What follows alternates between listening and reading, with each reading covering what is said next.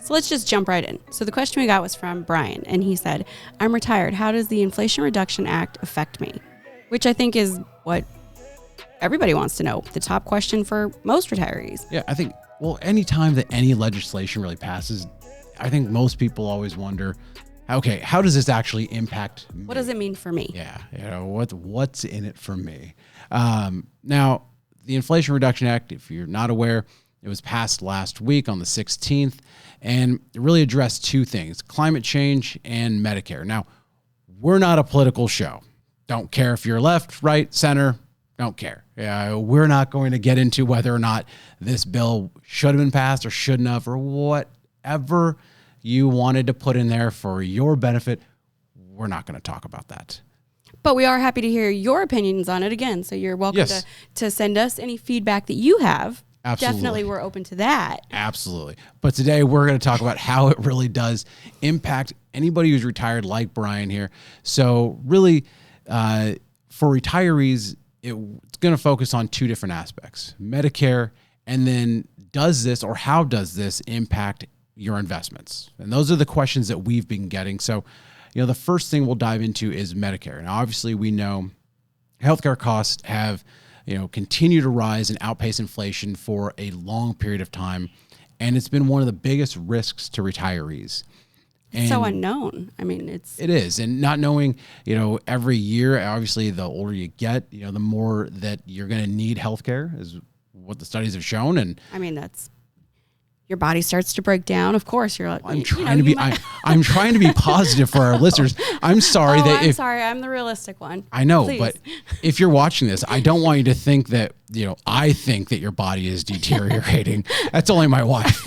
No, I don't either. I just think that people, should be prepared for that. Yeah, remember, the title of this episode is Great News for Retirees. Great news, your body's deteriorating by Melissa Rankin. So anyway, okay. Back to the topic at hand. So the first thing that came out of this Inflation Reduction Act is Medicare will now be able to negotiate drug prices. Now, this is a very big deal because currently prescriptions account for 20% of Medicare patients' out-of-pocket expenses. So it's outrageous. Very large cost. And so now, don't get your hopes up. This isn't starting until 2026. So passed it this year. Guess we get to wait a couple years, but this will hopefully reduce the very expensive medication over time. So they're actually going to start with the top 10 most expensive. List is still to be determined, but they're going to try and reduce those costs down. So hang on, let me get this straight. We've got the top 10, but it's not happening for over four more years. 3.5. Oh, okay. Just want to make sure. A little less than 3.5. Those facts all straight. Yeah, so you got a little bit of time with your deteriorating health. I was going to say, to eventually save money on medication that you're going to need. Uplifting show, Mel. God, we are really... Hit that subscribe button when you have time. Retirement paradise, that's what we're building here. So the next part about it is that there's now going to be a $2,000 cap on out-of-pocket expenses for prescription drugs. So that's actually that's a positive thing. This is a positive thing. A bright, cheery, yay! This is very good news. Now, you don't have to wait until 2026 for this one. You just have to wait until 2025. Oh, so they give it to you good. year earlier. A year earlier. Like I said, we're not left or right. This isn't talking about whether the bill should have been passed. I guess they're just making people wait a little bit for some savings. The next part of it is insulin price limit. So starting next year, so you don't have to wait that long, only a couple months away. The cost for a monthly supply for insulin will be capped at $35. That's a big deal. That one actually is. That's a very big deal. It's a really big deal because I saw a study that from 2007 to 2020, the cost that Medicare Part D enrollees were paying for insulin went from like $230+ million to over $1 billion over that 13, 14 year time frame. So whereas during that time, Medicare enrollees who actually need insulin doubled. So right now there are about 3.3 million people that need insulin. So they're going to dramatically benefit from this. So and that's the one that's starting next year. Yep. Okay, starting next year. And then the last part of it that's really going to benefit retirees is free vaccines. Now, we're not talking about the flu or COVID, but really all vaccines are going to be free. Sometimes they can cost hundreds of dollars. They're not always free right now. So that also starts in 2023, as Melissa would say, to stop the deteriorating health. God, we are having a great time here. We are so happy that you're here. At least we're laughing about it. At least we're laughing about If it. you can't laugh, it's just sad. That's true. However, she's talking about deteriorating health, and we have great news for I'm retirees. talking about why medical expenses are so high when you retire. That is true. Deteriorating health. But great news for retirees, you're going to save money on that deteriorating health. So Starting next year. And then really in parts. 2025, and then again maybe in 2026. So They didn't add anything for 2024? I don't believe so. Oh, No, they left that year out. interesting.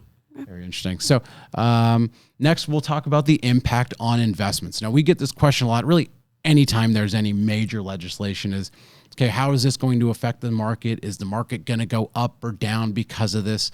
Now, this bill had two major tax provisions that are really helping offset the costs of this program. And good thing is they don't apply to us as individuals. They apply to corporations. So there's going to be a 15% minimum tax on corporations that have more of $1 billion of book income per year. So the estimated impact is this is going to impact about 150 companies. A little less than half of those are in growth sectors like tech, consumer discretionary, or communication services. And then about a third are in healthcare.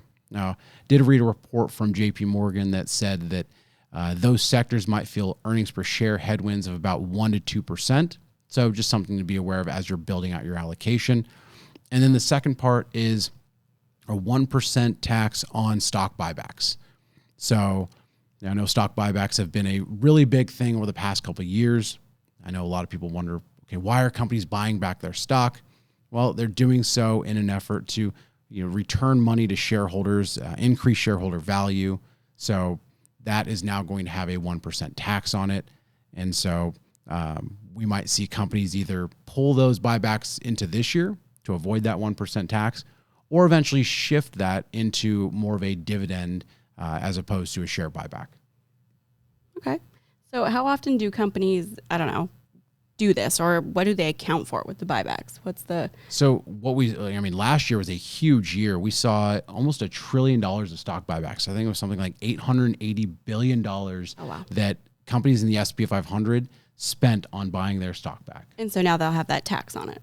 Exactly. They'll have 1% tax. So right now, one of the top companies that is notorious for doing stock buybacks is Apple. So it'll be interesting to see what their strategy is with whether or not they increase their dividend or how they go about, paying this 1% tax. I mean, if you're Apple, does the 1% tax matter? But with the amount they're doing, probably. So it'll be interesting to see what companies do moving forward. But, this is one where stock buybacks have been heavily criticized over the past couple of years because, a lot of conversation has been about, okay, has this really been the driver of the performance in the market? If companies are just buying their own stock back, is that why the market went up so much? And then you saw companies right as the pandemic hit that were needing money from the government that were a couple of years ago buying their own stock back. And so it's, I think, like a borrowing from one side to pay the other kind of. Exactly. So there's been a lot of scrutiny on this. And so there's no surprise that we saw something that's built to do that. But I don't think it's going to mean that the stock market's going to crash or that it's going to, double in value because of this bill. It's essentially how the first part of the bill is going to be paid for. Exactly. So it doesn't really affect individuals, which is kind of nice. Yep. So Apple's buyback might be paying for your deteriorating health is what Mel's trying to say. So great news for retirees. You're going to be saving money on Medicare prescriptions at some point in the future. But nothing in 2024. Nothing in 2024. So it's probably because it's an election year. But again, we're not political here. Not at all. This is not, she's not CNN. I'm not Fox. I'm not Fox. She's not CNN. This is not the way we do things. We're not a house divided. We're just here to bring you all the new information. That's it. That's what we're here to do. So We did get another question that came in, so I want you to share the second question.